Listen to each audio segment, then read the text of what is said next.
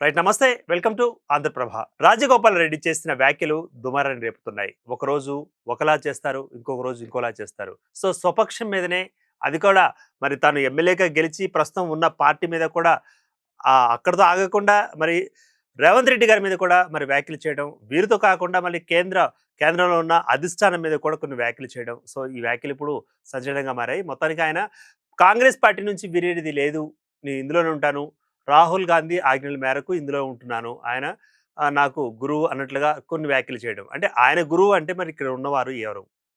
So, మరి ఇంకా అంతర్గత విభేదాల్లో కొనసాగుతున్నారా? మరి పార్టీ మొత్తం ఇలాగే ఉంటే మరి రానున్న కాలంలో ఎలా పాలన కొనసాగనుంది అన్న వ్యాఖ్యలు వస్తున్నాయి. సో, ఇదే అంశం మీద మనతో పాటు చర్చించేందుకు జూమ్‌లో సిద్ధంగా ఉన్నారు ప్రముఖ అనలిస్ట్ బండారు రామ్మోహన్ గారు. ముందుగా మనం వాళ్ళని ఇన్వైట్ చేస్తున్నాం. రామ్మోహన్ గారు నమస్తే అండి. నమస్తే దుర్గా.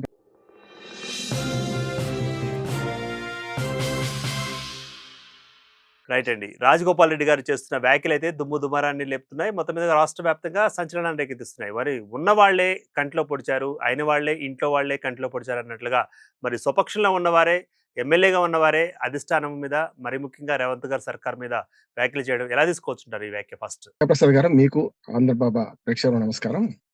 కాంగ్రెస్ లో అంతర్గత ప్రజాస్వామ్యం పేరు మీద విశృంఖలత పెరిగింది. యాక్చువల్ గా గతంలో ఉండేది. సిద్ధాంతపరమైన విభేదాలు ఉంటే గాంధీ గారిని సుభాష్ చంద్రబోస్ గారు వ్యతిరేకించారు. కానీ గాంధీ గారికి మహాత్మా అని బిరుదిచ్చింది ఆయనే కదా. అందుకని ఏమంటున్నానంటే విభేదాలు సిద్ధాంతపరంగా ఉండేవి తప్ప వ్యక్తిగతంగా ఉండకపోయేవి. హ్మ్. అది ఇందిరాగాంధీ వాజ్పేయి గారు కావచ్చు. చెప్తున్నాను, ప్రతిపక్షం వేరుగా ఉన్నాను. ఇక్కడికొచ్చాకల్లా కోమటిరెడ్డి బ్రదర్స్ కొంచెం వ్యక్తిగతమైన ఎజెండాతో మొదటి నుంచి పోతుంటారు. నేను హ్మ్. వాళ్ళకి వ్యతిరేకం కాదు కానీ కోమటిరెడ్డి బ్రదర్స్ మొదటి నుంచి కూడా. ఉదాహరణకు వెంకటరెడ్డి గారు గతంలో మాట్లాడిన సంగతి ఏంటి? రేవంత్ రెడ్డి గారికి పిసిసి పదవి రాగానే ₹100,00,00,000 ఇచ్చి కొనుక్కొచ్చుకున్నావు నువ్వు అన్నాడు. హ్మ్. అంటే ఎవరిని తిట్టినట్టు? అయితే హ్మ్. సోనియా గాంధీని తీసుకోవాలి, రాహుల్ గాంధీ, ప్రియాంక గాంధీ, మల్లికార్జున ఖర్గేను. ఈ నలుగురే కదా తీసుకోవాల్సింది అధిష్టానం అంటే. యాక్చువల్‌గా మల్లికార్జున ఖర్గే గారు కూడా అధిష్టానం అంటే నేను అధిష్టానం చెప్తా అంటున్నాడు ఆయనే. పాపం ఆయనే జాతీయ అధ్యక్షుడు. అయితే గతంలో జాతీయ అధ్యక్షులు చాలా మంది అట్లాగే ఉండేవాళ్ళు. నేను ఫస్ట్ జర్నలిజంలో ప్రవేశించినప్పుడు ఈ ఇందిరా ఇండియా, ఇండియా ఇందిరా అని దేవకాంత్ బారువా అని అప్పుడు జాతీయ అధ్యక్షుడు. ఆయన అదే అన్నాడు. అంటే జాతీయ అధ్యక్షుడు పేరుకి వేరే ఉన్నా గాంధీ కుటుంబం నుంచే నడుస్తుంటది. కానీ ఈ హద్దులు కూడా దాటుతున్నాయి. నిజమండి, కాంగ్రెస్‌లో కింది స్థాయిలో ఎవరినెవరు తిట్టుకున్నా ఏం కాదు. హ్మ్. కానీ కాంగ్రెస్‌లో అధిష్టాన వర్గం అంటే గాంధీ కుటుంబాన్ని ఎవరేమన్నా వాళ్ళ మీద చర్యలుంటాయి జనరల్‌గా అయితే. హుహుహు. ఇప్పుడు ఆ గీత కూడా దాటేస్తున్నారక్కడ. హ్మ్. ఇక రాజగోపాల్ రెడ్డి గారి వ్యాఖ్యల దగ్గరికొస్తాను నేను. హ్మ్. ఎందుకు వ్యక్తిగత ఎజెండా అంటున్నానంటే, ఇప్పుడు వారికి హామీ ఇచ్చారట. అది అధిష్టానానికిను వారికున్న సమస్య. ప్రజల సమస్య కాదది. అధిష్టానం ఏమన్నది? మీరు పార్టీ మారి బీజేపీ నుంచి మారి అంతకుముందు కాంగ్రెస్‌లో ఉన్నవాడు, కాంగ్రెస్ ఎమ్మెల్యేగా గెలిచిన వాడు ఛాలెంజ్ తీసుకొని నేను రాజీనామా చేస్తున్నాను, బీజేపీలో చేరుతున్నాను, కాంగ్రెస్‌తోని పని లేదు అని చెప్పి మన పోటీ చేసాడు మునుగోడు నుంచి ఓడిపోయారు గూడా. 100 మంది నా వెంట పడ్డారు. ఇటు కాంగ్రెస్ వాళ్ళు, అటు బీఆర్ఎస్ వాళ్ళు అనే మాట అన్నారు. సరే, ఆయన చేసుకుంది. రాజకీయాల్లో హత్యలుండవు, ఆత్మహత్యలుంటాయి మీకు తెలుసు. కనుక ఆ రకంగా ఆయన భవిష్యత్తు అక్కడ ఉప ఎన్నికల్లో పోయింది చూసినాం మనం. తర్వాత ఏం చేశారు? మళ్ళీ అనుభవానికొస్తే తత్వం బోధపడ్డదని, కాంగ్రెస్ లేకపోతే సమస్య లేదు, కాంగ్రెస్ పెరుగుతుంది, బీజేపీ తరుగుతుందని చెప్పి మళ్ళీ ఇటు పక్కన కాంగ్రెస్‌లోకొచ్చారు. ఇట్లా రావడం కొత్త గూడా కాదంటున్నాం. గతంలో బహుగుణ గారని ఉత్తరప్రదేశ్ నాయకుడు ఉండేవాడు, మాజీ ముఖ్యమంత్రి. నా హ్మ్. సొంత ఇంటికొచ్చినా అన్నాడు. ఇప్పుడు ఈయన గూడా అదే మాట అన్నాడు. నేను సొంత ఇంటికొచ్చినా అని. మరి హ్మ్. సొంత ఇంట్లో ఇట్లాంటివి ఎందుకు ఎదురవుతున్నాయని వారు చెప్పాలి, చెప్పారు గూడా. ఆయన ఏదైతే వెలిబుచ్చిన అభిప్రాయాలు కరెక్ట్. అందులో ఏం తప్పు లేదు. కానీ పార్టీ దృష్ట్యా చూస్తే తప్పంటున్నాను నేను. ఎందుకంటే మంచో చెడో అంతర్గత ప్రజాస్వామ్యం ఎక్కువున్నదని చెప్పి ఎట్లా పడితే అట్లా మాట్లాడడానికి వీల్లేదు గదా. ఇంకోటి ప్రజలకు సంబంధించిన అంశం గూడా కాదు. ఆయన తనకు మంత్రి పదవి రాలేదని డైరెక్ట్‌గా చెప్పిండు. నాకు హామీ ఇచ్చారు. నాతో పాటు అటు పక్కన పొంగులేటి శ్రీనివాసరెడ్డికి, వివేక్ వెంకటస్వామికి అందరికి ఇచ్చారు. వారికిచ్చారు పదవులు, నాకెందుకు ఇవ్వలేదని ఆయన డైరెక్ట్ బహిరంగంగా 2, 3 సార్లు అన్నారు. తెలుసు కదా మీకు. కనుక ఇప్పుడేమైందంటే, ఇప్పుడు ఆయన వెలిబుచ్చిన అభిప్రాయాలు ఏవైతున్నాయో పార్టీ హ్మ్. పరంగా చూస్తే, ప్రజల పరంగా చూస్తే అవి సరి అయింది అంటున్నాం. ఎందుకంటే హ్మ్. కట్టర్ కాంగ్రెస్ వాదులకు అన్యాయం జరుగుతుంది. మొట్టమొదటి ఆరోపణ కదా. హ్మ్. అవునండి. రెండోదేందంటే, ఈ కాంగ్రెస్‌లో ఉన్న మంత్రులు గాని, పెద్దలందరూ గూడా బాగా సంపాదించుకుంటున్నారు. రెండోది ఇది వాస్తవమే. మూడోదేందంటే, ఆయన అన్నది అంతర్గత ప్రజాస్వామ్యం పేరు మీద మీరు కాంగ్రెస్ పార్టీ కాని వాళ్ళను పెద్ద ఎత్తున ప్రోత్సహిస్తున్నారు. కాంగ్రెస్ పార్టీ కాని వాళ్ళని పెద్ద ఎత్తున వాళ్ళకి పదవులిచ్చారు అని. పదవులిచ్చారు, సంపాదించుకుంటున్నారు. అట్లాగే నిజమైన కాంగ్రెస్ వాళ్ళకి అన్యాయం జరుగుతుందని. నిజమైన కాంగ్రెస్ వాళ్ళు ఇప్పుడు ఎక్కడున్నారు అంటే 3 వర్గాలున్నాయి ఇప్పుడున్న కాంగ్రెస్‌లో. ఒకటి హనుమంతరావు గారు అట్లాంటి వాళ్ళని. జగ్గారెడ్డి గారు లాంటి వారు గూడా గతంలో వీళ్ళు మన వేరే పార్టీ నుంచి వచ్చినోళ్ళే. ఏం తేడా లేదు. వీళ్ళందరూ వేరే పార్టీ నుంచి వచ్చినోళ్ళు వీళ్ళందరూ గూడా. అందుకని అట్లా చూసుకుంటే కట్టర్ కాంగ్రెస్ వాదులు అంటే హనుమంతరావు గారు, జానారెడ్డి గారు. జానారెడ్డి గారు కూడా ఓన్లీ తెలుగుదేశం నుంచి వచ్చినోళ్ళే. ఒక్క పార్టీ అస్సలు మారకుండా ఉన్నోళ్ళు తక్కువ మందే ఉన్నారు. శ్రీధర్ బాబు గారున్నారు. అట్లా ఉన్నారు కొందరు. కానీ ఇక్కడ ఏమవుతుందంటే కొత్తగా ఇప్పుడు మంత్రులలో చూడండి 16 మంది మంత్రులుంటే హ్మ్. నలుగురు, ఐదుగురు మంత్రులు మనకు వేరే బీఆర్ఎస్ నుంచో, ఇతర పార్టీ నుంచి వచ్చిన వాళ్ళే మంత్రులుగా ఉన్నారు. ఇవన్నీ ఆయన వెలిబుచ్చిన అభిప్రాయాలు కరెక్ట్. కానీ కాంగ్రెస్ పార్టీలో అంతర్గత ప్రజాస్వామ్యం ఎక్కువుందని ఎట్లా మాట్లాడితే తప్పు గదా! అనే మాట గూడా వస్తున్నది. కానీ చర్యలు తీసుకోవడంలో గూడా మీరు చూడండి ప్రసాద్ గారు దళితుల పట్ల, పేదల పట్ల లేకుంటే అందులో ఉన్న వేరే వర్గాల పట్ల ఆహ్, కాంగ్రెస్ వ్యవహరిస్తున్న తీరుకును ఒక పెద్ద సామాజిక వర్గం, ఒక ప్రభావం గల సామాజిక వర్గం మీద చర్యలు తీసుకోవడం వెనక ముందాడుతుండ్రు. రాజగోపాల్ రెడ్డి గారు ఇదివరకు గూడా ఇటువంటి వ్యాఖ్యలు జేసిండ్రు. అంటే ఇక్కడ రామ్మోహన్ గారు అంటే ఇప్పుడు అనుకుంటున్న పార్టీలో క్రమశిక్షణ లేదు అనుకోవాలా? క్రమశిక్షణ ఉంది కానీ సమయం కోసం వేచి చూస్తున్నారు అనుకోవాలా? ఏమనుకోవాలంటారు వ్యాఖ్య? క్రమశిక్షణ లేదు సమస్య. ఎందుకంటే ఇప్పుడు చూడండి క్రమశిక్షణ లేదంటే మళ్ళీ అందులో ఉన్న దళిత వర్గాల మీద ఉంది. హ్మ్. ఉదాహరణకు అద్దంకి దయాకరు వెంకటరెడ్డి గారి గురించి మాట్లాడారు ఒకసారి కదా! అవును. ఆయన మీద కంప్లెయింట్ చేస్తే అద్దెకి తయారీ మీద నోటీసులు ఇష్యూ చేశారు గదా! అదే మనకు రాజగోపాల్ రెడ్డి గారు మాట్లాడినప్పుడు పీసీసీ ప్రెసిడెంట్ ఇదే మన మహేష్ కుమార్ గౌడ్ గారు ఏమన్నారు? మాకు ఫిర్యాదు అందలేదు. ఎవరు కంప్లెయింట్ చేయలేదు. హ్మ్. అంటే హ్మ్. ఎవరు కంప్లెయింట్ చేయకపోతే వ్యాఖ్యలైతే బహిరంగంగా చేసినాయే గదా! హ్మ్. మరెందుకు చర్యలు తీసుకోలేదు? హ్మ్. ఇప్పుడు కొంచెం సన్నాయి నొక్కులు నొక్కుతున్నారు. వారన్నది కరెక్ట్ కాదని. నిన్న ముఖ్యమంత్రి గారు గూడా క్యాబినెట్ మీటింగ్ అయిన తర్వాత అందరూ బయటకు పోయిన అధికారులు బయటకు పంపించి ఆయన పేరు పెట్టకుండానే ఇట్లా మన పార్టీలో ఇట్లా విమర్శలు చేయడం కరెక్ట్ కాదు. ఎమ్మెల్యేలు తమ హద్దుల్లో ఉండాలని అందరికి జనరల్ చెప్పినట్టు చెప్పారు గానీ, మన రాజగోపాల్ రెడ్డి గారి గురించి రేవంత్ రెడ్డి గారు ఒక్క మాట మాట్లాడలే వ్యక్తిగతంగా. అంటే ఆయన ఇట్లా చేశారు చెప్పడం కోసం మాట్లాడలే. అంటే రాజగోపాల్ రెడ్డి గారు గూడా దీన్ని ఏ పార్టీ అంటే ఏ నాయకుడిని, ఏ ముఖ్యమంత్రిని లేతే ఏ ఎమ్మెల్యేని పేరు పెట్టి అనలేదు అంటూ కూడా ఆయన కూడా చేసారు దానికి. టిట్ ఫర్ టాట్ లాగా. తిట్టను పోరా అన్నట్టు, ఆ! తిట్టను పోరా అని మోటమాట ఉన్నది. నేనేమంటున్నా అంటే ఇక్కడ గూడా తమ నాయకుల పేరు పెట్టకుండా శ్రీనివాసరెడ్డి గారిని అన్నట్టే గదా! కొందరు చేస్తున్నారు ఫిరాయింపు అంటే ఈ దాగుడుమూతల రాజకీయం అవసరమంటారా? పరిపాలన మీద దృష్టి పెట్టవలసిన వాళ్ళు ఈ దాగుడుమూతల రాజకీయ వ్యాఖ్యల మీద దృష్టి పెడుతున్నారు అనుకోవచ్చంటారా? ప్రసాద్ గారు ఎప్పుడు గూడా కాంగ్రెస్ పార్టీలో మనకు మైండ్ డైవర్షన్ రాజకీయాలు అంటే డైవర్షన్ పాలిటిక్స్ చాలా జరుగుతుంటాయి. మైండ్ గేమ్ రాజకీయాలు జరుగుతుంటాయి. హ్మ్. ఇప్పుడు 6 గ్యారంటీల గురించి ఈ చర్చ జరగకుండా ఉండాలంటే ఇటువంటి వాళ్ళు మాట్లాడిన దాన్ని పార్టీ దాన్ని సొంతం చేసుకుంటది. మా హ్మ్. దాంట్లో అంతర్గత ప్రజాస్వామ్యం ఎక్కువ అని వాళ్ళే సమర్థించుకుంటారు. కనుక అసలు సమస్యను పక్కన పోవడానికి. కానీ హ్మ్. ప్రజలకు తెలుసు అసలు సమస్యలేమిటి, నీళ్ళేమిటి, నిప్పులేమిటి, ఎల్‌నినో వచ్చింది, వర్షాలు పడటం లేదు. ఈ సంగతి వాళ్ళకి తెలుసు. కానీ ఇదేందంటే మన ప్రెస్, మీడియా చేస్తుంది గానీ నిజమైన ప్రజలకు మామూలు సామాన్య ప్రజలకు మాత్రం వాళ్ళిద్దరు కొట్లాడుకుంటే ఏంది? ఉంటే ఏంది? లేకుంటే ఏంది? అనే సమస్య గదా! అవును. రాజగోపాల్ రెడ్డికి పదవొస్తే రాకపోతే ప్రజలకైతే పెద్ద సంబంధం లేదు. అవును. పదవొచ్చిన వాడు ఏం ఊడబెరుకుతున్నారు గనుక పదవి రాని వాడు ఏం చేస్తారనే సమస్యొస్తది. హ్మ్. ఇంకొక మాట ఆయనన్నాడు. నేనెప్పుడు గూడా ప్రజాపక్షమే అని మాట్లాడాను. ప్రజాపక్షం అంటే ఇప్పుడు ధనవంతుల విషయానికొస్తే మరి తను గూడా అంటే మంత్రి పదవి ఆశిస్తున్నాడు గదా! అంటే మంత్రి పదవొస్తే డబ్బులొస్తాయనే ఆశ ఉన్నట్టే గదా! ఆయనకు గూడా మరి. అంటే ఎక్కడైనా సామాజిక కార్యక్రమాలు చేస్తే క్రమంలో ఇద్దరు కోమటిరెడ్డి బ్రదర్స్ కొన్ని సొసైటీస్ పెట్టుకున్నారు చేస్తున్నారు కాదనట్లేదు. కానీ మంత్రి పదవులు వాళ్ళకొచ్చాయి నాకు రాలేదు అనేది ఇప్పుడు ఎవరి గొడవ అది? వారి సొంత గొడవ గదా! ఇప్పుడు కాళోజీ నారాయణరావు గారు నా గొడవ అని ప్రజల గొడవ రాసిండు. వీళ్ళంతా వాళ్ళ గొడవ వాళ్ళదే గదా! ఇంకోటి కాదు గదా! అంటున్నాను. అందుకని దీని మీద పెద్దగా ప్రజల్లో సానుభూతి లేదు. నాకు తెలిసి నేను రోజంతా తిరుగుతుంటాను గదా! హ్మ్. సానుభూతి అయితే లేదు. హ్మ్. కానీ వాళ్ళ సొంత గొడవ, వాళ్ళ పార్టీలో గొడవ అనుకుంటున్నాను. కానీ ఇది ఎక్కడికి దారి తీస్తదంటే రేపు మున్సిపల్ ఎలక్షన్స్ వస్తున్నాయి. రేపొద్దున మనకు మన ఏమంటారు మన కార్పొరేషన్ జీహెచ్ఎంసీ ఎన్నికలొస్తున్నాయి రాబోతున్నాయి. అట్లాగే ఎంపీటీసీ, జెడ్పీటీసీ ఎన్నికలు కాలేదు. ఈ ప్రభావం పడతదంటున్నాను. చాలా మంది సామాన్య కార్యకర్తలు కాంగ్రెస్‌లో మాత్రం వీళ్ళ గొడవేమో గాని మా సంగతి ఏంది అని అడుగుతున్నారు. రైట్. అంటే ఎన్నికలకు పోకముందే మరి ఈయన మాట్లాడిన వ్యాఖ్యలని మరి ప్రతిపక్షంలో ఉన్న బీఆర్ఎస్ కానీ, బీజేపీ గాని ఆయుధంగా తీసుకోదా? ఆయుధ దాడి చేయదా? మాటల దాడి చేయదంటారా? ఏమంటారు? ఖచ్చితంగా చేస్తది. చేస్తూనే ఉన్నారు. అంటే వాళ్ళ అంతర్గత విషయం అనుకుంటూనే ఇట్లా మాట్లాడుతున్నారు. మరి వాడు చెప్పేది కరెక్టా కాదా అని అంటారు కదా! ఉదాహరణకు బీఆర్ఎస్ నుంచి కవిత బయటకొచ్చింది. హ్మ్. బయటకొచ్చి మాట్లాడడం వేరు. బీఆర్ఎస్ అనే పార్టీ పెట్టుకుంది. టీఆర్ఎస్ అనే పార్టీ పెట్టుకుంది. ఆమె మాట్లాడడం వేరు. హ్మ్. దాన్నయితే ఇప్పుడు కాంగ్రెస్ వాడుకుంటుంది. బీజేపీ వాడుకుంటుంది కదా! హ్మ్. బయటకొచ్చిన వాళ్ళ గురించి. మీ తండ్రి గారి గురించి మాట్లాడుతున్నా, అన్న గురించి మాట్లాడుతుందని చెప్పి మీరు కవితకు సమాధానం చెప్పండి వీళ్ళు ఛాలెంజ్ చేస్తున్నారు కదా! ఇప్పుడు హ్మ్. అంతర్గత ప్రజాస్వామ్యం పేరు మీద ఈ రాజగోపాల్ రెడ్డి చెప్పేది కూడా ఖచ్చితంగా వీళ్ళు క్యాచ్ చేసుకుంటారు. హ్మ్. కాంగ్రెస్ పార్టీలో ఉన్న గొప్పతనం ఏంటంటే బయట అందరూ కొట్లాడుకుంటారు. ఎలక్షన్‌లప్పుడు కలుస్తారు. జరిగింది అదే. మొన్న గూడా చూడండి మీరు ఎన్నికలొచ్చినప్పుడు అంతకుముందు అన్ని విభేదాలున్నాయి గదా! ఇప్పుడు రేవంత్ రెడ్డి గారి మీద డైరెక్ట్ 100,00,00,000 ఇచ్చొచ్చినమనే ఆరోపణ ఉంది గదా! అట్లానే జగ్గారెడ్డి గారు కూడా చాలా సార్లు మన రేవంత్ రెడ్డి గారి మీద మాట్లాడిన సందర్భం ఉంది కదా! ఆయనకేదో చిన్న చిన్న పదవులు లేకపోతే ఏదైనా పెత్తనం ఇస్తే పోతున్నారు తప్ప వీళ్ళందరూ మాట్లాడిందే కదా! గతంలో పీసీసీ మన గాంధీ భవన్ సాక్షిగా మాట్లాడింది. వాళ్ళని గాంధీ భవన్‌లో ప్రెస్ మీట్ పెట్టి మరి మాట్లాడిన సందర్భం చూస్తున్నాం. హ్మ్. పోనీ రాజగోపాల్ రెడ్డి గారు దాచుకుంటలేరు. ఆయన ఏమంటున్నారంటే మొన్న అన్న మాటకు నేను కట్టుబడే ఉన్నా. ఇప్పటికి గూడా కట్టర్ కాంగ్రెస్ కార్యకర్తలకు అన్యాయం జరుగుతుంది. బయట నుంచి వచ్చిన వాళ్ళకి పెద్దపీట వేస్తున్నారు. ఆఖరి కార్పొరేషన్‌ల పదవుల్లో, చిన్న చిన్న పదవుల్లో, కమిటీలలో, దేవస్థానం కమిటీల నుంచి మొదలుపెడితే అందరూ ఫిరాయింపుదారులకి ఇస్తున్నారనే మాట అన్నాడాయన. అది కాంగ్రెస్ కార్యకర్తలకు బాగా పనికొస్తుంది. ఫ్లెచింగ్ పాయింట్ అది. అంటే కార్యకర్తలు మా రాజగోపాల్ రెడ్డి గారు లోని ఆవేదనను వ్యక్తం చేశారని వాళ్ళు మాత్రం సంతోషపడుతున్నారు. ఇప్పుడు కాంగ్రెస్ కార్యకర్తలు కింది స్థాయి కార్యకర్తలు ఎవరిని అడిగినా కూడా వాళ్ళు పైకి చెప్పలేరు. కనుక రాజగోపాల్ రెడ్డి ద్వారా వచ్చిన మాటలు వీళ్ళు ఓన్ చేసుకుంటున్నారు అంటున్నాడు. వాళ్ళు చెప్పలేని మాట ఆయన చెప్పారనే మాట ఎత్తుంది.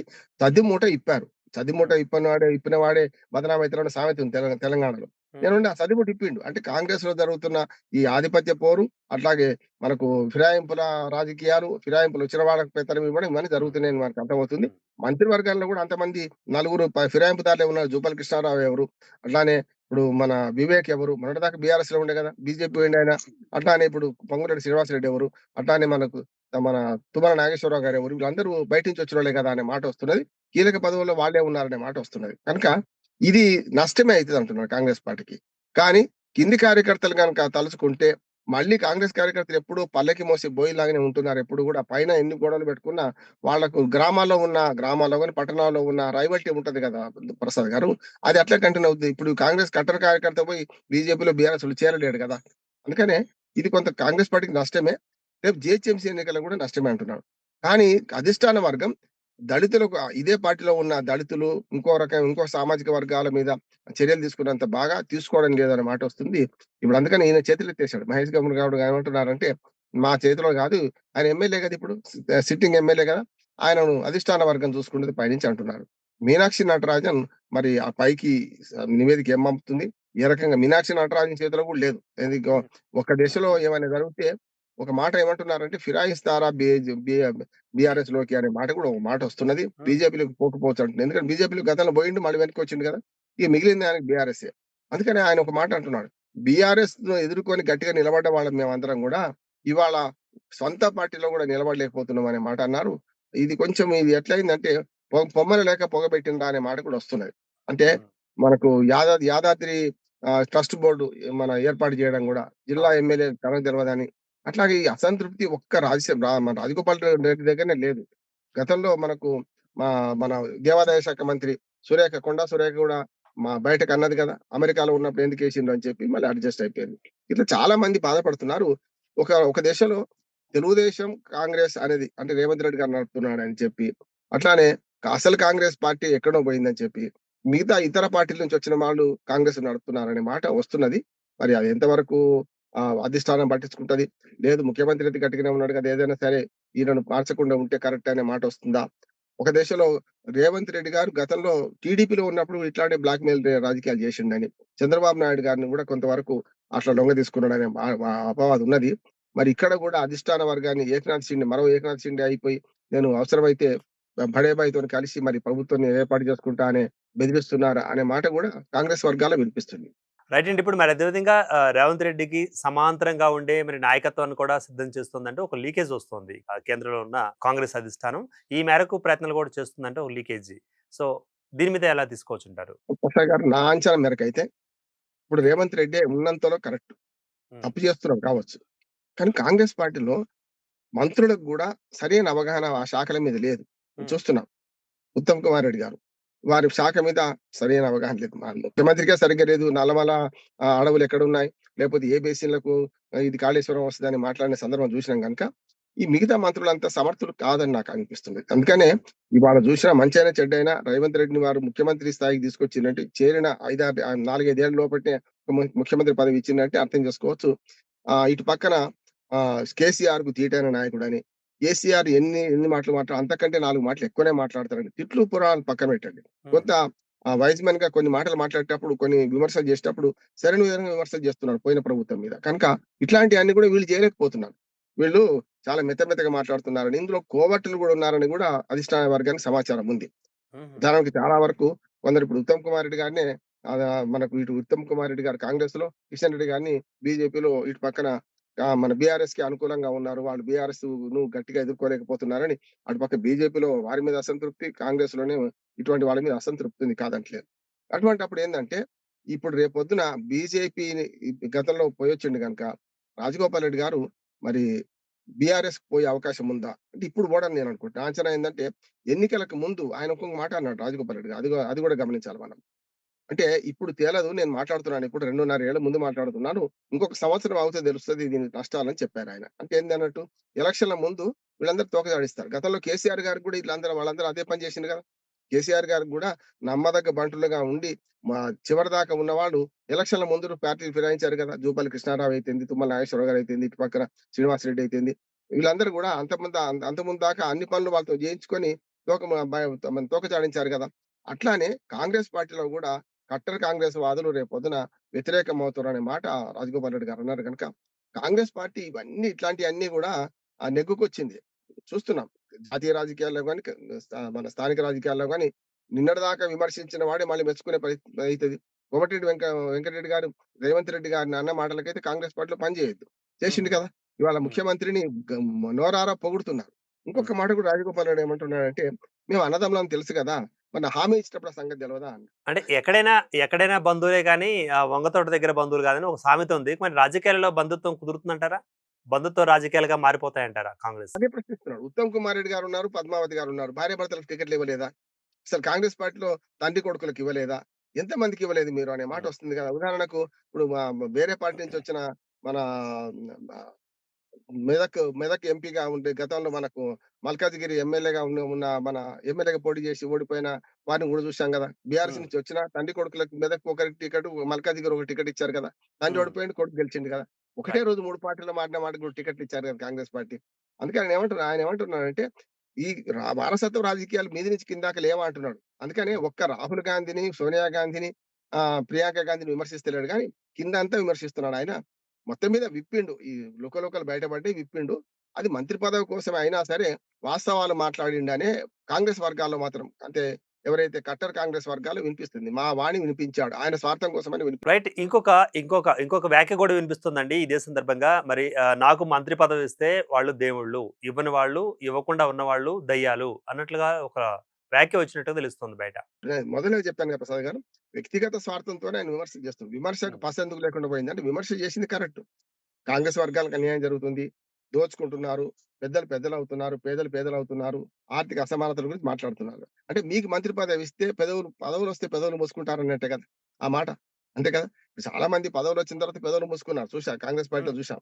హ్మ్. అది కోదండరామ్ గారితో సహా వర్తిస్తదంటున్నాను. ఈ మాట అంటున్నాను. నిన్న చూసాం మన ప్రెస్ క్లబ్‌లో ఏం జరిగిందో చూసాం కదా! కోదండరామ్ అవును. గారిని ఇలాంటివి అప్పుడు హామీలిచ్చారు. మీ సంగతేందని అడుగుతున్నారు కదా! ఆయన నా మిత్రుడు ఆయన మీద గౌరవం ఉంది. కానీ ఇప్పుడు ఏమైతుందంటే ఆ చిన్న పదవి కోసం వాళ్ళ కాంగ్రెస్ పార్టీలో జరుగుతున్న విషయాలు మాట్లాడలేకపోతున్నాడు అనేది మాటొస్తుంది కదా! అప్పుడప్పుడు ఇట్లాంటి విమర్శ వస్తున్నప్పుడు మనకు కూననే సాంబశివరావు గారు మేము పొత్తులో ఉన్నాం. మేము మిత్రపక్షమే అవును. గాని పూర్తిగా నోరు మూసుకొని ఊరుకోమని కూడా మన కొత్తగూడెంలో గట్టిగా వార్నింగ్ ఇచ్చారు కూడా. అంటే మాకు 10 మంది ఎమ్మెల్యేలున్నారు. మమ్మల్ని తక్కువ చూడకండి. మరి గడ్డి అంటే గడ్డి మొక్కలా చూస్తే మరి మేమే పీక్కకొస్తాం అంటూ కూడా వ్యాఖ్యలు చేశారని వస్తుంది బయటికప్పుడు. అవునవును. అందుకని ఇవన్నీ జరుగుతున్నాయి.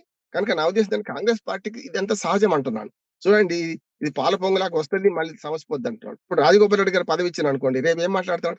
రైట్. అంటే పదవి ఇవ్వడానికి అర్హత ఉందా? అంటే సామాజిక సమీకరణాల ఒకసారి చూసుకున్నట్లయితే మరి ఆ సామాజిక వర్గానికి ఎక్కువగా పోస్టులు ఇప్పటికే ఇచ్చున్నారు కాబట్టి, సో, మరి ఇచ్చే అవకాశం లేనట్లుగా ఉంది కాబట్టి అధిష్టానం ఈ విధంగా ప్రవర్తిస్తోంది. మౌనం అర్ధంగీకారమా? లేపోతే వ్యతిరేకమా? అన్నట్లుగా గూడా ఒక వ్యాఖ్య వస్తోంది. ఏం తీసుకుంటారు మీరు? నేనేమంటానంటే ఇప్పుడు ఇవాళ 2 పదవులు. 2 మంత్రివర్గాలు పదవులు ఖాళీగా ఉన్నాయి. హ్మ్. ఉన్నాయి 12 మంది ఆశావహులున్నారు. అందులో జెన్యూన్ ఆశావహులైతే ఉదాహరణకు అంటే రెడ్డి వర్గాల నుంచి ఇవ్వలేని పరిస్థితి ఉంటే పోతది గానీ, ఇప్పుడు సుదర్శన్ రెడ్డి గారున్నారు. ఆయన నిజామాబాద్ నుంచి ఇప్పుడు ఉమ్మడి నిజామాబాద్ జిల్లా నుంచి ఒక్కరికి లేదు. గతంలో వివేక్ గారికి ఇచ్చారు గనుక ఆదిలాబాద్ నియోజకవర్గానికి ఫుల్‌ఫిల్ అయింది. అట్లాగే మల్రెడ్డి రంగారెడ్డి గారున్నారు. రంగారెడ్డి జిల్లా నుంచి మాకు లేదు గదా! అని మాట్లాడుతున్నారు. ఇప్పుడు ఇద్దరు రెడ్లయిపోయిన్రు. ఇప్పుడు ఏమైతుందంటే సామాజిక వర్గ సమీకరణలో వీళ్ళిద్దరికీ వచ్చే అవకాశం లేదు. ఇస్తే హ్మ్. ఎవరికివ్వాలి? పోనీ బీసీలకి ఇద్దామనుకోండి. ముగ్గురు బీసీలు ఇప్పటికే ఉన్నారు. గెలిచింది 6 బీసీలు ప్రసాద్ హ్మ్. గారు. హ్మ్. సమస్య ఏందంటే టికెట్లు ఇచ్చేటప్పుడే సామాజిక సమతుల్యత పాటిస్తే ఈ సమస్య రాకపోతుండే. ఓకే. బీసీలకు 10 టికెట్లు 15 మంది గెలిచిండ్రనుకోండి. అప్పుడు ఇంకో పదవి ఇస్తానికి అవకాశం ఉంటుండే. హుహు. ఇంకోటి ఏమైందంటే ఇప్పుడు ఈ తేనె తొట్టెను కదిలిస్తే హ్మ్. మళ్ళీ అందరికి మొదటికొస్తదని భయం ఉంది. ఇప్పుడు ఎవరిని తీసేయాలి? ఎవరిని ఉంచాలి? ఒక్కటి అందరిని రాజీనామా చేయించి గతంలో మనకి ఎన్టీ రామారావు గారు 30 మంది మంత్రివర్గాన్ని రాజీనామా చేయించారు అప్పుడు హ్మ్. లిమిటేషన్ లేకుండే. హ్మ్. చేసి ఆయన ఒక్కడే ఉండి నడిపించాడు. గతంలో గూడా కేసీఆర్ గారు గూడా ఆయన, మహమూద్ అలీ ఇద్దరితోని నడిపించారు. 6 నెలల దాకా మంత్రివర్గంలో కొత్త వ్యక్తిని చేర్చుకోలేదు. అట్లేమైనా అధిష్టాన వర్గం కఠిన నిర్ణయం తీసుకొని ఈ ఉన్న వాళ్ళందరిని జగన్మోహన్ రెడ్డి గారు ఉదాహరణకు తీసుకోవచ్చు. జగన్మోహన్ రెడ్డి గారు కూడా ఆంధ్రప్రదేశ్‌లో అదే చేశారు. అంటే 2.5 ఏళ్ళు మీదయిపోయింది అని ఒక 6 నెలలు మెల్లగా సంకేతాలు ఇచ్చుకుంటూ పోయిండు. అందరిని తీసేస్తా 2.5 ఏళ్లే మీకు ఇంకో 6 నెలలు గ్రేస్ పీరియడ్ ఇచ్చామని. ఇప్పుడు వీళ్ళు కూడా 2.5 ఏళ్ళు అయిపోయింది. 3 ఏళ్ళు కావస్తుంది రేపు డిసెంబర్ వస్తే.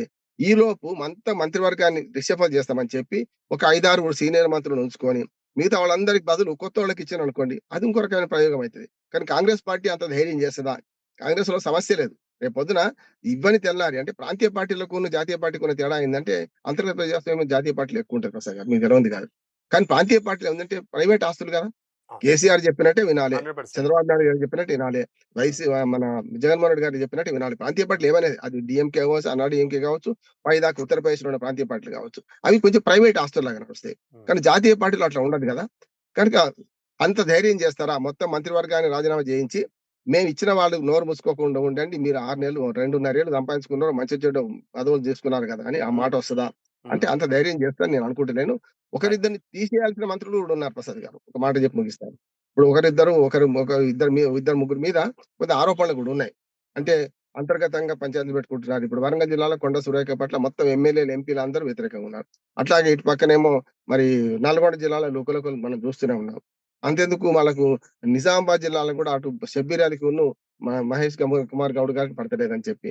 ఇంకొక మాట లేడీస్ విషయానికొస్తే మనకు విజయశాంతి గారు కూడా ఆశావహంగా ఉన్నారు. అంటే ఇద్దరే మంత్రులున్నారు గదా! 18 మందిలో కనీసం 6 ఉండాలి మహిళలు. 6 కాదు నలుగురన్నా ఉండాలిగా, ముగ్గురన్నా ఉండాలిగా, ఇద్దరే ఉండు గదా! అని ఆమె ఆశపడుతుంది. మహేష్ కుమార్ గౌడ్ గారు కూడా ఎన్ని రోజులు ఇవి కంచిగరుడ సేవ ఏదైతే మన పిసిసి అధ్యక్షుడిగా ఉండాలా, నేనెప్పుడు కావద్దు మంత్రి కావన్నా అని ఆయన అనుకుంటున్నాడు. బీసీ కోటాలో ఆయనకొచ్చే అవకాశం ఉంటది. అంటే ఇవన్నీ ఈ సమీకరణలన్నీ గూడా నా ఉద్దేశ్యం ఏందంటే నానుస్తది కాంగ్రెస్ పార్టీ ఎప్పుడు గూడా సమస్యను నాంచి, ఆ తర్వాత విసిగిపోయిన తర్వాత అప్పుడు బయటకు తీసేది. తెలంగాణ విషయాల్లో అట్టే చేసింది గదా!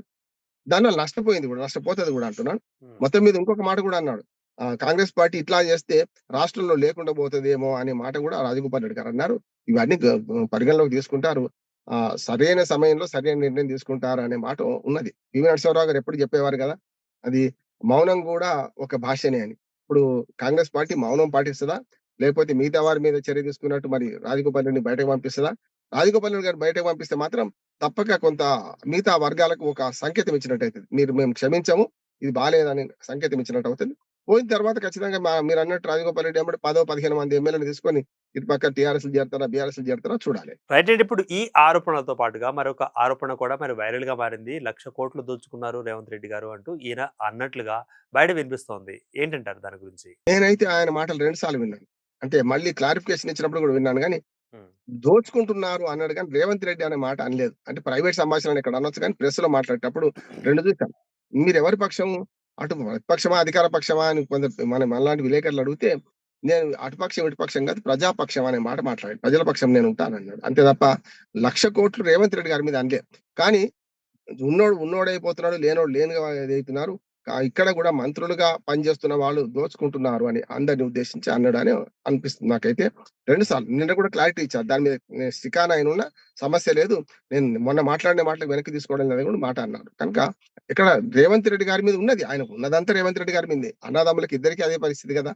అన్న అడ్జస్ట్ అయిపోయాడు. తమ్ముడేమో పదవి కోసం అంటున్నాడు. మీరొక్క మాట చెప్తాను. మునుగోడు ఎలక్షన్‌లప్పుడే కోమటిరెడ్డి వెంకటరెడ్డి గారు అమెరికాలో ఉండి ఆయన కాంగ్రెస్ శ్రేణులకి ఏం ఫోన్ చేశాడు? వాడు ఏ పార్టీ అన్నా గాని, మా తమ్ముడు గదా! మనం గెలిపించుకోవాలి మీరని చెప్పి చేసిండనేది యెస్. దాని యెస్. మీదే గదా అద్దంకి దయాకర్ మాట్లాడింది. అద్దంకి దయాకర్ చాలా చాలా బూతులు తిట్టింది అదే గదా! అవును. ఇప్పుడు అద్దంకి దయాకర్‌ని గూడా సంతృప్తి పరిచి ఇది కాంగ్రెస్ పార్టీ ఒక ఒక మనమేమంటాం ఉప్పు సముద్రం లాంటిది. హ్మ్. నీటిని కలుపుకోకపోతే అన్నిటిని విడిచిపెడతది. ఈ 2 చేస్తే గనక నా ఉద్దేశ్యం ఏందంటే దీనివల్ల నష్టమైద్దని ఇప్పుడు అనిపిస్తుంది. రేపొద్దున అందరూ కలిసి మళ్ళీ ఇది రాజగోపాల్ రెడ్డి, రేవంత్ రెడ్డి, కోమటిరెడ్డి అందరూ కలిసి ప్రచారం చేసినా ఆశ్చర్యపోవాల్సిన అవసరం లేదు మనం. అంటే వాళ్ళందరూ తిట్టుకుంటారు, కలుస్తారు మళ్ళీ వాళ్ళే. కడుపులో కత్తులు పెట్టుకొని కౌగిలించుకునే సంస్కృతి కాంగ్రెస్‌లో మొదటి నుంచి ఉంది. ఇప్పుడు కూడా ఉంటదంటున్నాను నేను. రైట్. వీటన్నిటికి కూడా మరి ఆజ్యం పోసేలాగా మరి రాహుల్ గాంధీ ఆధ్వర్యంలో రాహుల్ గాంధీ యొక్క సూపర్విజన్‌లో నేను ఈ పార్టీలో ఉంటున్నాను. వారి ఆదేశాల మేరకు ఇందులో కంటిన్యూ అవుతాను అని అనడం మరి రాష్ట్ర ప్రభుత్వంలో ఉన్న ముఖ్యమంత్రి గారుగా ఉన్న మరి రేవంత్ రెడ్డి గారితో అక్కడ సఖ్యత లేదు అనిపిస్తుంది కదా, ఏమంటారు మీరు? టార్గెట్ అంతా ఖచ్చితంగా సీఎం లేకుంటే మిగతా మంత్రుల మీదే. ఉమ్, సీఎం మీద చేయాలంటే కొంత పక్క వాళ్ళ మీద. ఇప్పుడు తల్లి ఏం చేస్తది, పెద్దవాడు తప్పు చేస్తే చిన్నవాడిని ఫస్ట్ చెబుదమేస్తది. పెద్దవాడు భయపడాలని. ఉమ్, అట్లానే ఇక్కడ కూడా ఏందంటే పెద్దవాడి మీద పోకుండా ఇప్పుడు మంత్రులు ఇట్లా అన్నారు. రాహుల్ గాంధీ కూడా సమస్య ఏందంటే ప్రసాద్ గారు, రాహుల్ గాంధీ కూడా ఇప్పుడు ధైర్యం చేసి నన్ను తీసేయలేడు. గతంలో ఉమ్, కేసీఆర్ అన్న మాటలు అన్ని నిజమైనయి చాలా వరకు. కానీ ఉమ్, ఒకడో కృష్ణుడు, రెండో కృష్ణుడు, మూడో కృష్ణుడు అన్నట్టు మంత్రివర్గంలో మన ముఖ్యమంత్రులు మారతారన్న మాట అన్నాడు ఆయన. అదొక్కటి నిజం కాలే. ఉమ్. ఇప్పుడు మనకు కర్ణాటకలో కనపడేది. ఎస్ ఎస్ రెండో కర్ణాటక. కృష్ణుడొచ్చేది. ఉమ్, కర్ణాటక కనపడేది. సిద్ధరామయ్య గారు పూర్తిగా అవును. రాజకీయాల నుంచి వెనక్కిపోతే మళ్ళీ పోటీ చేయాలని కూడా పక్కకు పోయిండు. మొన్న అసెంబ్లీకి కూడా హాజరు కాలే ఆయన. ఉమ్, ఇక్కడ రేవంత్ రెడ్డిని మారుస్తే ఆల్టర్‌నేట్ ఎవరనే సమస్యొస్తుంది. ఉమ్, మీరు గతంలో చూడండి రాజశేఖర రెడ్డి గారు చనిపోయిన తెల్లారి ఆల్టర్‌నేట్ ఎవరంటే వాళ్ళకి ఏం దొరకలేదు చూసింది కదా! ఉమ్, ఒకసారి పెంచి పోషించిన తర్వాత దొరకదు. దొరకకపోతే ఏం చేశారు? రోషయ్య గారు అందరికి మంచిగాని. అట్లా ఉమ్, చాలా సార్లు కాంగ్రెస్ పార్టీ ఇక్కడ అదే పని చేసింది. మీరు ఉమ్, జై తెలంగాణ ఉద్యమం వచ్చినప్పుడు పివి నరసింహరావు గారిని ముఖ్యమంత్రిగా పెట్టడం అదే పని. అట్లాగే రోషయ్య గారిని అప్పటి సమయంలో పెట్టడం, రాజశేఖర రెడ్డి గారు చనిపోయిన అది. అట్లాగే కిరణ్ కుమార్ రెడ్డి గారు అంతకుముందు మంత్రి చేయలేని ఓన్లీ స్పీకర్‌గా వారిని చివరి ముఖ్యమంత్రిగా పెట్టుకున్నారు రైట్. కదా! అందుకని ఇక్కడ ఏమవుతుందంటే కాంగ్రెస్ పార్టీ ఇప్పుడు ఆల్టర్‌నేట్ రేవంత్ రెడ్డికి తగిన ఆల్టర్‌నేట్ దొరకలేదని. ఒక్క మాట అనలే ఈయన. మూటలు మోస్తున్నానని మాట అనలే. ఎందుకంటే అధిష్టానం వరకు వస్తది కదా! వెంకటరెడ్డి గారు అంతకంటే మించిపోయి మాట్లాడి ఇప్పుడు అడ్జస్ట్ అయిపోయిండు. రాజగోపాల్ రెడ్డి గారు ఏమన్నా అనదలుచుకుంటే ఆ మాట అనలేడు. ఎందుకంటే అధిష్టానం వర్గంలో ఉన్న ఆ ముగ్గురిని విమర్శిస్తే ఖచ్చితంగా పదవి పోతది తెలుసు. అందుకని రాహుల్ గాంధీకి నేను ఒబీడియంట్‌గా ఉంటా గానీ వీళ్ళకి ఉండను అనే దానికి ఖచ్చితంగా రాహుల్ గాంధీ, సోనియా గాంధీ వాళ్ళందరూ కాంగ్రెస్ కుటుంబానికి నేను గాంధీ కుటుంబానికి అనునాయుడుగా ఉంటా అన్న దాన్ని అయితే వాళ్ళు అంగీకరిస్తారు గదా! ఉమ్, అందుకని ఇక్కడ గొడవలుండాలి. మనం డ్రామా ఆడాలని అధిష్టాన వర్గం ఎప్పుడు కాంగ్రెస్ అధిష్టానం వర్గం ఎప్పుడు కూడా ఆ రాష్ట్రాల విషయంలో అదే చేస్తుంది. ఇప్పుడు కూడా ఇక్కడ అదే చేస్తుంది. అయితే కొన్ని తప్పులు చేయదనుకుంటున్నాను నేను. ఉదాహరణకు ఇప్పుడు రేవంత్ రెడ్డి ఒక రకంగా రాజకీయాల్లో యువకుడు. 50 ఏళ్ల తర్వాత 50 ఏళ్లకే రాజకీయాల ప్రారంభ వయసు అంటాం. మిగతా వాళ్ళందరూ కూడా వృద్ధ జంబూకాలయ్యిండ్రు. వాళ్ళని ఎవరిని అవును. పెట్టినా రేపొద్దున అందరిని ఈ రకంగా కలుపుకుపోలేరని నా ఉద్దేశం. ఉమ్, రేపొద్దున రేవంత్ రెడ్డే ఒకవేళ తిరగబడ్డారనుకోండి మొత్తం కాంగ్రెస్ ప్రభుత్వం కూలిపోద్ది కదా! కుప్పకూలిపోద్ది కదా! ఖచ్చితంగా 20, 25 మందిని వేసుకొని బయటకెళ్ళిపోయే పరిస్థితి అనుకోండి. అప్పుడు కాంగ్రెస్ ప్రభుత్వం ఎక్కడుంటది? ఉండదు కదా! రైట్. ఎంఐఎం అంటే మద్దతు ఇప్పుడు చేసినా ఉండదు. రేవంత్ రెడ్డి గారు అందరిని కలుపుకొని పోతున్నారు అనుకుంటే, మరి మీనాక్షి నటరాజన్ గారు ఎందుకు తెప్పించారు? ఇక్కడికి ఎందుకు రావడం జరిగింది? పార్టీ వ్యవహారాల క్రమశిక్షణలు వారు చూసుకుంటారని అధిష్టానం ఎందుకు చెప్పడం జరిగిందంటారు గతంలో? మిగతా ఇన్‌చార్జ్‌ల కంటే ప్రసాద్ గారు మీనాక్షి నటరాజన్ చాలా వైస్ వుమెన్ ఆమె. ఓ రకంగా హ్మ్. చెప్పాలంటే. హ్మ్. కానీ ఆమెకు కూడా కొరుకులు పడతలేదు ఇవన్నీ గూడా. గతంలో మనకు వచ్చిన ఇన్‌చార్జ్‌లందరి మీద ఏదో ఆరోపణలున్నాయి. దిగ్విజయ్ హ్మ్. సింగ్ గారు హ్మ్. మధ్యప్రదేశ్ ముఖ్యమంత్రి 3 సార్లు పనిచేసినవాడు. ఆయనొచ్చినప్పుడు రాజశేఖర రెడ్డికి అనుకూలంగా ఉన్నారు. మూటలు తీసుకుపోతున్నాడనే మాటొచ్చింది. అట్లానే మొన్నటిదాకా ఉన్న మన హ్మ్, మన ఇన్‌చార్జ్ గూడా ఆమె మీద గూడా చాలా ఆరోపణలున్నాయి. ఇప్పుడు ఇక్కడ. కానీ ఈమె మీద ఆరోపణలు లేవు. నిజాయితీ హ్మ్. పరురాలు ఎక్కడా గూడా చేయదు. కానీ ఏమైద్దంటే ఈ కాంగ్రెసు ఈ చిక్కుముడి ఎవరి దీన్ని పీఠముడి ఎట్లా విప్పాలని ఆమెకు అర్థం కావడం లేదు. వాస్తవాలు మాత్రం నివేదిస్తుందామె. ఇక్కడ ఏం జరుగుతుంది? ఎవరెవరు ఏం మాట్లాడుతున్నారు? అనే మాటను మాత్రం నిజాయితీగా నివేదిస్తుందామె. ఆ నివేదికను పట్టించుకొని చర్యలు తీసుకోవడానికి కాంగ్రెస్ పార్టీ అధిష్టానం భయపడుతుంది. ఇప్పుడు ఏ మాత్రం రేవంత్ రెడ్డిని కదిలించినా కాంగ్రెస్ పార్టీ ప్రభుత్వం కూలిపోద్దని వాళ్ళకి అర్థమైంది. కనుక మంచో చెడ్డో ఈ 2.5 ఏళ్ళు గుంజుకుపోదాం అంటున్నారు. కానీ 2.5 ఏళ్ళు ఇంకొచ్చే 2 ఏళ్ళు గనుక సాగదీస్తే ఖచ్చితంగా కాంగ్రెస్ పార్టీ ఓడిపోతది. మళ్ళీ అధికారంలోకి రాదనే మాట ఇప్పుడు వాళ్ళ మనసులో ఉంది. ఒక్కోసారి బయట పడుతున్నారు గూడా. అంతెందుకు రైట్. కోమటిరెడ్డి వెంకటరెడ్డి గారు మొన్న ఏమన్నాడు? కాంగ్రెస్ పార్టీ మొత్తం రాష్ట్రంలో పోద్దని. అసంకల్పితంగానే కొన్ని మాటలు బయటకొస్తాయన్నట్టు. హ్మ్. బీఆర్ఎస్ అనే వాళ్ళు కాంగ్రెస్ పార్టీ అన్నాడు ఆయనే. ప్రెస్ అవును. మీట్‌లో మాట్లాడుతూ. కొందరు మళ్ళీ అవును. హెచ్చరించారు. సార్ మీరు విన్నాను. పార్టీ రైటే. మాట్లాడుతున్నారని చెప్పి. హ్మ్. అందుకనే ఏదైనా సరే కాంగ్రెస్ పార్టీలో అంతర్గత ప్రజాస్వామ్యం పేరు మీద ఈ విశృంఖలత ఉంటది. విశృంఖలతను కంట్రోల్ చేసే శక్తి ఇప్పుడు రేవంత్ రెడ్డి శక్తి ముందు సరిపోతలేదేమో అధిష్టానం వర్గం బలం అని నేను అనుకుంటున్నాను. మరొక ప్రశ్న అండి. ఇప్పుడు మరి దుప్పట్లో మిన్నాగు. అంటే దుప్పట్లో ఒక నాగుపామును పెట్టుకొని నిద్ర ఎట్లా పోతారు? ప్లస్ పక్కలో బల్లెం పెట్టుకొని ఎలా పరిపాలన చేస్తారు? అన్న ట్రోలింగ్ కూడా బయట వినిపిస్తోంది. ఎలా తీసుకుంటారు ఈ వ్యాఖ్య? అంత పెద్ద మాట ఏం అవసరం లేదు. నా ఉద్దేశ్యం ఏందంటే ప్రజల్లో సానుభూతి లేదు వీరికి. హ్మ్. ఎవరికి మన రాజగోపాల్ రెడ్డి గారికి. ఎందుకంటే రాజగోపాల్ రెడ్డి గారు రాజకీయ జీవితం దీంతోనే మొదలు కాలే కదా! అంతకుముందు ఎంపీగా ఉన్నాడు. ఓ పారిశ్రామికవేత్త. డబ్బులు బాగానే ఉన్నాయి. కొందరిని ఇంకో మాట కూడా అన్నాడు. నేనొక 10 మందిని గెలిపించుకోగలుగుతాను కూడా మాట మాట్లాడాడు. అందుకనే మందల సామ్యాల గురించి మాట్లాడుకుంటూ నేను పెట్టినవాడు ఇట్లా అయిండు అనే మాట కూడా అన్నాడు కదా! యెస్. యెస్. అందుకని ఏమంటున్నానంటే నేను రేపు పొద్దున ఫండింగ్ చేస్తాను. ఏ ఊరి సోమన్న సభలో జరిగిందంటే అదే. హ్మ్. ఏ ఊరి సోమన్న అభినందన సభలో ఇది జరిగింది. సోమన్న మీకు సహాయం చేస్తా అన్నాడు. ఏమిచ్చినా తుంగతుర్తే ఇప్పుడు. రాజగోపాల్ రెడ్డి గారి విలువ అంతా గూడా జిల్లా దాటిపోదని నేను అనుకుంటున్నాను. హుహు. జిల్లాలో హ్మ్. కొంత పలుకుబడి ఉంటది. ఎంపిక చేసిండు, భువనగిరి ఎంపిక చేసిండు గనుక ఉంటది అంతవరకే. కానీ జిల్లా దాటి ఆయన ప్రభావం చూపెడతారంటే ఒకటే రకంగా ప్రభావం చూపించొచ్చు. డబ్బుల పరంగా చూపించొచ్చు. అంటే ఏదైతే ఎస్సీ నియోజకవర్గాలున్నాయో అక్కడ కొంతవరకు డబ్బు తను స్పాన్సర్ చేసి టికెట్లు వచ్చిన వాడికి. టికెట్లు ఆయన చేతుల్లో లేకపోవచ్చు. కానీ టికెట్లు రైట్. వచ్చిన వాడికి సహాయం చేస్తే చేయొచ్చు. అది 2029 కదా! ఢిల్లీ బహుత్ దూర్ హై ప్రసాద్ గారు. అప్పటికల్లా ఏం జరుగుద్దో తెలవదు కానీ రాజగోపాల్ రెడ్డి పలుకుబడి జిల్లాకు మాత్రమే ఇప్పుడైతుంటది. డబ్బుల పలుకుబడి రాష్ట్రమంతా పనిచేస్తది. దాన్ని ఎవరు కాదనలేరు. మరో చివరి ప్రశ్న అండి. మరి రానున్న కాలంలో రాజగోపాల్ రెడ్డి రాజకీయ భవిష్యత్తు ఎలా ఉండబోతుంది? ఇప్పుడు రాజకీయాలు ప్రసాద్ గారు మీకు తెలుసు సీనియర్ జర్నలిస్ట్‌గా. ఎప్పుడు కూడా సోషల్ కెమిస్ట్రీ. ఎప్పుడైనా HO2 ఎట్లా అవుతుందనేది మనం కెమిస్ట్రీ‌లో చెప్తాం. కానీ హ్మ్. ఇక్కడ ఉండదు. రాజకీయాల్లో ఆత్మహత్యలుంటాయి. ఇప్పుడు కుడితి మన శకునం చెప్పే బలి కుడితిలో పడ్డట్టు కేసీఆర్ గారే ఇంత దూకుడుగా పోతే ఏమైందో చూసిండ్రు కదా మీరు. హ్మ్. గతంలో ఇందిరాగాంధీ గారు లాంటి వారికి కూడా మనం తప్పలేదు. భంగపడడం తప్పలేదు. కనుక ఇక్కడ కూడా ఏంటంటే రాజగోపాల్ రెడ్డి గారు తన భవిష్యత్తును కాంగ్రెస్ పార్టీలో ఉంటే సుస్థిరంగా ఉంటుందా? వాళ్ళ సొంత భవిష్యత్తు ఇవన్నీ ప్రజల భవిష్యత్తు కోసం రైట్. ఏం కాదు ఇది చేసేది కనుక సొంత భవిష్యత్తు సుస్థిరంగా ఉంటుందా? లేకుంటే బీఆర్ఎస్‌కి పోతుంటుందా? అనేది ఇప్పుడు ఈ ఈ మామూలు స్థానిక ప్రభుత్వాల ఎన్నికల్లో తేలదు. రేపు 2028లో రాజకీయాల స్వరూపం తెలంగాణది మాత్రం బాగా మారే అవకాశం ఉంది. అందులో తన పాత్రను తానే నిర్వర్తించుకుంటాడు రాజగోపాల్ రెడ్డి. అంతకంటే ఏం లేదని నేను రైట్. రైట్. దీనికి మరొక అనుబంధ ప్రశ్న అండి. మరి రాజకీయాలలో మరి అన్నదమ్ముల్లాగా ఉంటున్నారు. కొట్లాడుకుంటున్నారు. ఆస్తుల పంపకాల గురించి మాట్లాడుకుంటున్నారు. నువ్వు పెద్ద, నేను పెద్ద అనుకుంటున్నారు. వీళ్ళే ఇట్లా ఉంటే రానున్న కాలంలో పరిపాలన ఎలా చేస్తారు అని ఒక అవిశ్వాసం అనేది ప్రజల్లో రేపు రాదు అనుకోవచ్చంటారా? వస్తుంది అనుకోవచ్చంటారా? ఇప్పటికే నేను కాంగ్రెస్ పార్టీకి వ్యతిరేకం కదా! ప్రజల్లో చాలా అవిశ్వాసం ఉన్నది. వాళ్ళిచ్చిన 6 గ్యారంటీలు 417 అని కాంగ్రెస్ పార్టీ అని 420 హామీలని బీఆర్ఎస్ ఇతరులు అనుకున్నారు. రైట్. వాళ్ళిచ్చిన హామీల్లో బస్సు ప్రయాణం తప్ప, ఉచిత బస్సు, 200 యూనిట్ల కరెంటు, రుణమాఫీ సగం తప్ప మిగతాది ఏం చేసిండ్రు అనే సమస్యొస్తది గదా! హ్మ్. అందుకనే మిగతా హామీలు నెరవేరని అసంతృప్తి మాత్రం ప్రజల్లో ఉంది. చూస్తే ఎవరిని కదిలించినా రేపొద్దున కాంగ్రెస్ పార్టీ ఎమ్మెల్యేలే వాళ్ళ ఊళ్ళ వాళ్ళ నియోజకవర్గాలకు పోయే పరిస్థితి లేదు. హ్మ్. బుల్డోజ్ చేసుకుంటూ పోతున్నారు. వాళ్ళు చెప్పమనే చెప్తున్నా. అందుకనే కదా సమస్య. మీరందరూ కాంగ్రెస్ పార్టీ లైన్ మీద ఉండాలి అంటే ఏం చెప్పమంటారు వీళ్ళని వెళ్లి? ఫలానా రైట్. మనం చెప్పినయేంది? మనం గ్యారంటీ కార్డులు పెట్టుకోమనేది ఉన్నది. అసంతృప్తి ఉన్నది. ఈ అసంతృప్తి అంతా గూడా మళ్ళీ వచ్చేకల్లా మరి మళ్ళీ ఎట్లా మేనేజ్ చేస్తారు? ప్రజలు చాలా మంది ఏమనుకుంటారు ప్రసాద్ గారు ఒక మాట చెప్తాను. రైట్. ప్రజలు చాలా తొందరగా మతిమరుస్తారు. మది మరు మరు మరుపు ఎక్కువుంటదంటారు. కాదు. అందుకనే కాళోజీ నారాయణరావు గారితోని ముగిస్తాను నేను. కాలంబు రాగానే కాటేసి తీరుతాం అన్నట్టు 10 ఏళ్ల బీఆర్ఎస్‌ని ఎక్కడ కూర్చున్నా అక్కడ కూర్చోబెట్టిర్రా లేదా? హ్మ్. వాళ్ళు తలుచుకుంటే ఎన్నికలు అది జనరల్‌గా స్థానిక ప్రభుత్వాల ఎన్నికల్లో ఇదుండదు. వాళ్ళు ప్రభుత్వం ఏదుంటే గెలుస్తుంటారు. కానీ అసలైన ఎన్నికలొచ్చినప్పుడు ప్రజలు ఒక మూకుమ్మడిగా అంటే ఒక రైట్. డిసిషన్ తీసుకుంటే అందరూ కూడబలుక్కున్నట్టు తీసుకుంటారు. ఆ 2028 లాస్టా లేకుంటే 2029 జనవరిలో జరిగితే ఎన్నికలు మాత్రం ఓకే. అప్పుడు తేలుతదని అంటున్నాను. రైట్ అండి. థాంక్స్ ఫర్ ద పార్టిసిపేషన్ అండి. రైట్ మరి ప్రముఖ రాజకీయ అనలిస్ట్ బండారు రామ్మోహన్ రావు గారు తమ యొక్క అభిప్రాయాలను వ్యక్తీకరించారు. అయితే రానున్న కాలంలో మరి రాజకీయ భవిష్యత్తు రాజగోపాల్ రెడ్డి గారికి ఎలా ఉండబోతుంది? మరి అదేవిధంగా క్రమశిక్షణ రహిత చర్యలు ఈ 2 అంశాల మీద కేంద్రం అధిష్టానం మరి ఎటువంటి నిర్ణయం తీసుకోబోతుందో కూడా మనం వేచి చూద్దాం. Keep watching Andhraprabha.